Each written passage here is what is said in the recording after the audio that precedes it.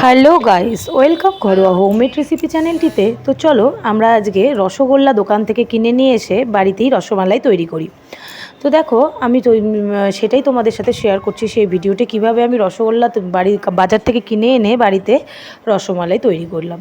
তো এই দেখো এখানে আমি দুধ ফুটিয়ে নিচ্ছি, ওর মধ্যে কিন্তু রীতিমতো আমি এলাচ দিয়ে দিয়েছি, আর হচ্ছে তোমার তেজপাতাও দিয়ে দিয়েছি, তোমরা না চাইলে স্কিপ করতে পারো। আর এদিকে দেখো রসগোল্লা নিয়ে এসে আমি 4 খণ্ড করে নিয়েছি, আর এদিকে তোমার চিনি নিয়ে নিয়েছি। আমি লাস্টে তেজপাতাটিকে পরে উঠিয়ে ফেললাম, কারণ তেজপাতা সবাই বাড়ির সবাই পছন্দ করে না, সেই কারণে। তো চলো দেখো দুধটাকে কি বেশ সুন্দর করে আমি ঘন করে জাল দিয়ে নিয়ে আমি কিন্তু চিনিটা পরিমাণ মতন দিয়ে দিলাম, যেরকম আর কি পায়েস করে তোমরাও তাই সেভাবেই করবে। তারপরে দুধটা যখন ঘন হয়ে ফুটে এলো চিনি দিয়ে জাল দেওয়ার পরে, তখন আমি রসগোল্লাগুলোকে দিয়ে আর একটু সামান্য ফুটিয়ে নেব। বেশিক্ষণ ফোটাবো না, কারণ রসগোল্লাগুলোকে ফোটালে কিন্তু গলে যেতে পারে।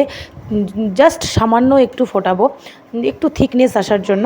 আর রসমালাইয়ের যে ফ্লেভারটা কিংবা থিকনেসটা সেটা যাতে আসে সেইভাবেই আমি ফুটিয়ে নেব, দুধটাকে শুকিয়ে নেব।